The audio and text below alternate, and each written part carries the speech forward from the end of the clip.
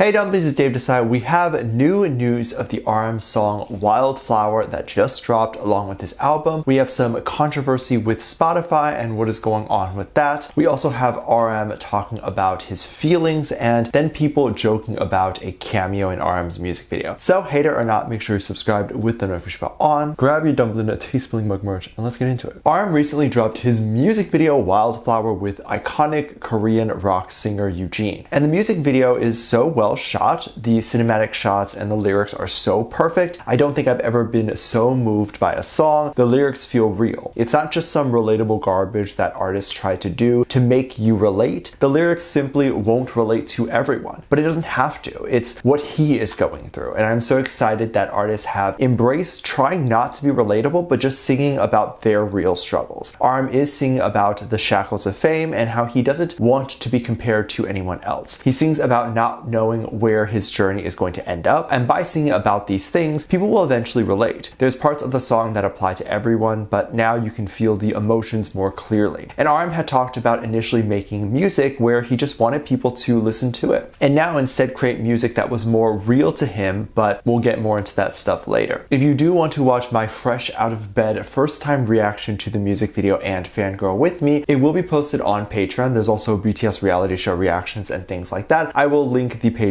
below. Now, people were excited and I want to share this cute joke that was going around. In the chorus of Wildflower, Youjeen sings Wildflower and she repeats flower a couple of times. BTS has a reality show called Bon Voyage. This is a travel show that the boys have where they spend an entire season in a foreign place. New Zealand, Malta, places like that. It's not only interesting for armies to feel like we're traveling with them, but to even see a very native Korean group of people decide to assimilate and try other cultures. I can't remember exactly which episode, but I think it was in New Zealand when the boys would eat, they would buy a bunch of dishes and share it similar to how Asians eat food. Of course, in more European dining, everyone just gets their own dish. So even if you're not a huge BTS fan, it's still pretty interesting to see their take on different cultures. But anyway, in one of the episodes, Jungkook is in his van and he is playing around with the camera. He picks up some flowers from somewhere and decides to shove it into the camera and go flower, flower, flower. And of course, when people realized how the chorus of Wildflower sounded, they put that clip of Jungkook on top of the music video and were just saying how the chorus reminded them of this silly Jungkook moment. And then made a joke that Jungkook actually made a short little cameo in the video. Hilarious, I laugh, but then I cry because life is kind of sad sometimes and you need to balance out the happiness, otherwise they'll get you. Now, of course, the songs that I've heard so far on the album are pretty sad and on the darker side. I think we are just all sad lately, and so we really don't want to hear happy songs all the time, just because we can't relate to them. The world kind of sucks right now, but this album and songs feel very much in tune with where people might be. Of course, ARMYs are not the only people that noticed this. Once the song dropped, so did several media outlet interviews with RM drop. These were interviews that were likely done before the drop and they were just scheduled for release. RM did an interview with Variety magazine where he went into detail about all the songs. The album consists of 10 songs and 8 of them have features. I don't think I've seen an album from an artist, not a producer, with this many features before. It's not a bad thing at all. I think a lot of artists are scared to have too many features because they feel like if there's too many artists on their album, then the success of the album is because of those other artists. I don't know. I have nothing against an album with a lot of features. I think it's smart. I think it's a good way to change up the sound, and I think it's a great way for the album to reach new audiences. One of the most shocking features that was being heavily talked about was RM's song with Erykah Badu and Anderson. RM talked about how these were definitely a few of his heroes and he wanted them because of the different sound that they would bring. RM continued to talk about how the album doesn't have one cohesive sound, but various different genres, which was something he struggled with because he didn't know if people would want something like that. But yeah, people have various interests. If you enjoy pop, it's a very broad and vague genre, often categorized as just what is currently popular, although many people have their own definitions. But pop at one point was rock music, right? Like with Avril Lavigne, The Fray, and Green Day, and then pop was R&B and hip-hop with Eminem, Lil Wayne, and Jay-Z. The genre has taken many forms, so for RM to have an album with many different genres, it would probably still be well liked by many. RM talked about that fear of not not having one specific sound, but also he talked about one of the songs that did not have a feature, which was very intentional. The song on his album called Lonely does not have a feature, and it wouldn't really make sense to have one on that song. Obviously, RM is not someone who is actually lonely. He has several friends that you can see on the album, and then he has his other 6 BTS members. But the song RM mentioned was very emotional, and it was written in a time where he was trying to be more open. He wrote Lonely when he was doing the Las Vegas stuff, and he was stuck in his hotel for about a week or so. I think the quarantine process was 5 days at that time. So he had nothing to do and was probably feeling loneliness, and thus was able to write a good track. He said he really wanted to get natural and vulnerable and was afraid to show this side of him. It can be scary, as when you make something before you put it out, that thing is yours. You see it exactly how you wrote it, and because you already have all the context of the piece of art in your head, it makes it clear to you what the art means. But other people will have different interpretations because of their own life experiences, or someone may completely take your work and have a negative and say something was offensive when it was never supposed to be in your mind. For example, I remember the Itaewon tragedy. I had interpreted the comments of people being scared that Jungkook was near that area because those comments were scared for Jungkook's safety. Little did I know people were saying that he was in the area because they wanted to make it look like he was partly to blame for the tragedy, which was a thought that never occurred to me. And people saying that needed to not say that. And as you can see, people take the same words completely differently. RM's music video Wildflower definitely hit a very weird time. Spotify was under a lot of backlash. So what happened? Apparently Spotify listed Jungkook as the most streamed solo artist of 2022. When they realized that there seemed to be some sort of mistake, they quickly fixed their system and tweeted out to say that it was not Jungkook but Lisa from Blackpink. Honestly, it could be either artist. They both did so well in their solo career, and to be honest, I do believe Lisa could be top streamed artist because there's several people that I know that are not into K-pop that have had Lisa on their top streamed for the year, which is interesting to me. But a lot of ARMYs were really upset and then started to slut shame Lisa a lot, saying that Lisa got the honor of top artist because she slept with the head of global music, Jeremy Ehrlich, which I don't even know what to say. First of all, Jeremy's hot. If anyone's sleeping with him or married to him, it's me. I'm joking. But this is so incredibly rude, and it's 2022 and we are still accusing women of getting to the top by sleeping with someone. The accusations become more believable because Blackpink and Jeremy are fairly close. They have met and hung out a few times. Rosé and Jeremy have been spotted previously watching a show together or something. But this is something I've praised Blackpink for doing for a long time, is that they have never been shy about getting to know or rubbing shoulders with people in the American industry, especially if they're trying to make music here. Networking is so important, and they've been spotted with some of the most famous and powerful people in America, not just Jeremy. This does not mean anyone slept with anyone. It just means they were networking. Blackpink is currently on tour and doing their own thing. I don't think Jungkook or Lisa care about a stupid Spotify award. Now, this is the part that should make your blood boil. People were asking Spotify to apologize because their mistake caused Lisa to get slut shamed. Huh? Spotify didn't slut shame her. The stupid fan wars did. Tell the people writing those comments to apologize. Spotify made a mistake, just like every human can make. What exactly is their apology going to look like? They can't take accountability for calling Lisa a slut because they never did. People asking Spotify to apologize to Lisa trended with over 200,000 tweets under the trend "your mistake." But anywho, tons of ARMYs were then trying to delete Spotify because of this and thinking it was unfair and saying that they won't use the service. And then many of them basically wanted Wildflower to be off the platform. I gave the biggest eye roll ever. In about 2 days, when this all blows over, every single person that had an issue with Spotify will be using it again. But then a bunch of ARMYs were saying how everyone needs to calm down because RM's song will be on the platform and they need to stream it. Please calm down, because if actions like this keep happening and the people in charge are sick of it, they'll just create a mass rule like no Asian artists are allowed on the platform because they don't want these types of fans anywhere near their platform. This hurts the artist, by the way. Jeremy Ehrlich's main mission has been to expand Asian music. He is on our side. Stop attacking him. And also, what is really funny is all these people threatening to delete or stop listening to Spotify are clearly empty threats, and this is a reason why those comments aren't taken seriously and why it makes the fandom look bad. Because Spotify stock is doing just fine. If you actually want those words to hold weight, you do that financially. But a lot of of these people bargain, may not even support Spotify financially. Let me know what you think. Make sure you check out my Patreon for more videos, link down below. Thanks, just leave a comment right here.